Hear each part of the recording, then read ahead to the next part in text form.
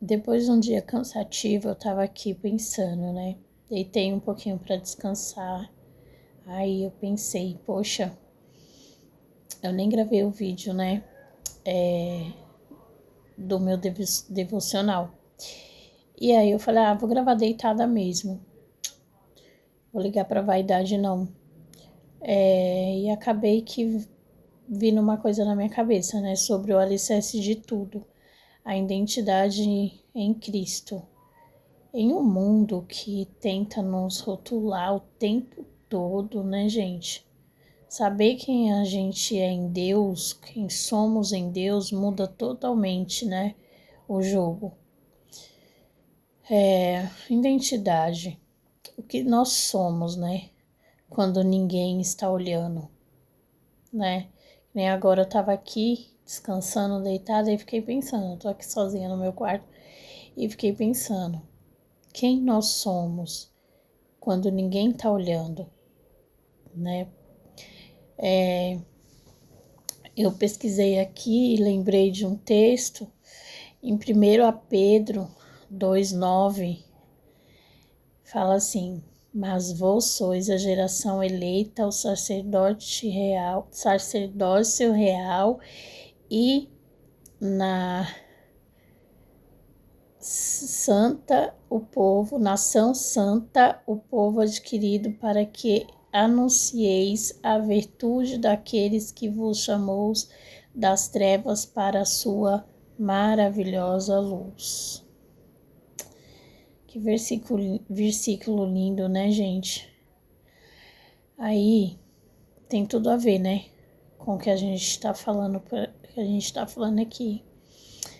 A gente não é o que os outros dizem que somos, ou que muitas vezes a gente acaba se rotulando para agradar o outro, que acontece muito, principalmente agora, nesse mundo digital, né? A gente muitas vezes se transforma numa pessoa que a gente nem é, né? Muitas vezes construímos nossa identidade com base em crítica, rótulos, passado, ou até no nosso sucesso profissional, naquilo que às vezes alguém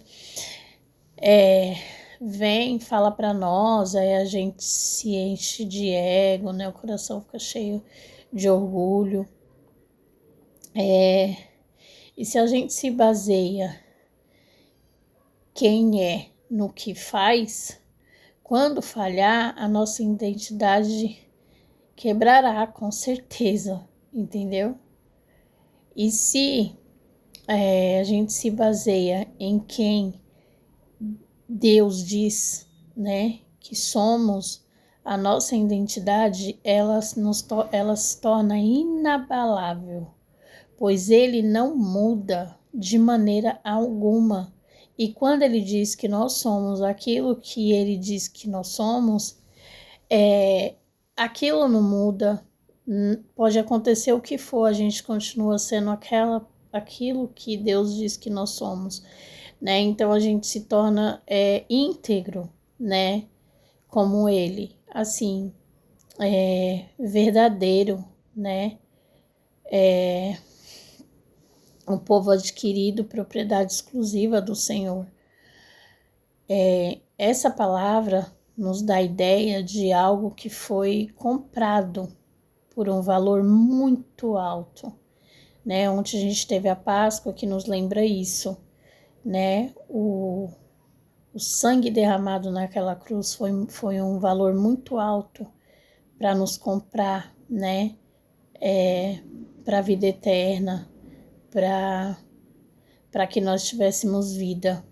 O nosso valor não é determinado por quem aceita a gente, por quem gosta da gente, mas pelo preço que foi pago por nós, né? O preço de etiqueta da sua vida foi o sangue de Cristo, da minha vida foi o sangue de Cristo. Isso anula qualquer sentimento de rejeição, qualquer sentimento de que quantas pessoas, gente, olha para mim assim e eu percebo, sabe? Que no íntimo das pessoas, porque às vezes a gente é perceptível, a gente sente que as pessoas ela têm uma certa, né, tipo rejeição com você, mas a gente a gente é aceito pelo Senhor, a gente é amado pelo Senhor. Então isso não significa nada, sabe? Se você for olhar bem. Nós somos chamados para fora das trevas. E esse sentimento, querendo ou não, é um sentimento de treva. Então, mesmo que a gente saiba que o outro sinta por nós, que a gente não é tão assim desejado, mas a gente tem que lembrar que isso lá é das trevas, não é de Deus. Deus não chamou a gente para ser salvo, para não só para ser salvo, mas para refletir a luz que tem dele, né, em nós. Sacerdócio real tem acesso direto ao rei, não precisa de intermediário para falar com o seu pai. Então, assim, se o nosso pai está tão próximo de nós, ele é tão maravilhoso, ele é tão poderoso, por que a gente vai se sentir assim? Né? Eu me coloco nesse lugar muitas vezes porque eu também me sinto assim. E é onde eu converso com Deus e ele mostra para mim, né, que eu sou amada por ele. Nós não somos um acidente, né? Existe uma missão ligada à nossa identidade. Cada um de nós aqui na Terra existe uma missão ligada à nossa identidade. Anunciar a virtude do Senhor, dele, de Jesus, através das nossas vidas, né? O desafio para a nossa identidade, muitas vezes, é manter ela firme, aquela que o Senhor diz que nós temos, que Ele nos deu, né? Filtrar vozes, sempre os pensamentos, de que muitas vezes a gente pensa que é incapaz, é feio, tá sozinho, tá sem futuro, sem futuro, né? A gente tem que confrontar esses pensamentos com o que está escrito em 1 Pedro 2:9, que foi o que eu li no começo. Então, que hoje nós venhamos a ver de uma diferente visão, né? Aquilo que Deus realmente pensa de nós e o que nós nos tornamos quando a gente olha que realmente a gente é amado por Ele, né? Vamos tomar posse do sacerdócio, do sacerdote, como ele cuidava do altar, cuidando do nosso coração hoje, lembrando que ele é o templo onde Deus habita. Nosso coração é o templo, se nós assim desejarmos e deixarmos, ele é o templo, né? O coração é o templo onde Deus habita. Nós não somos o nosso pecado. Infelizmente, a gente muitas vezes peca, né? Peca todo dia porque somos imperfeitos. Mas, infelizmente,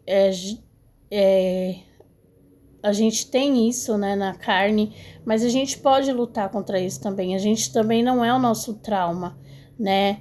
Nós somos o que Deus diz que nós somos, eleito, santo e amado por Ele, né? Então, assim, que hoje nós venhamos refletir sobre isso. O vídeo ficou longo, mas eu queria falar, né? Não sei se é porque eu tô descansando aqui, veio um monte de coisa e eu queria falar tudo isso e desejar para vocês um finalzinho de segunda-feira abençoado e que Deus, se Deus é por nós, quem será contra nós?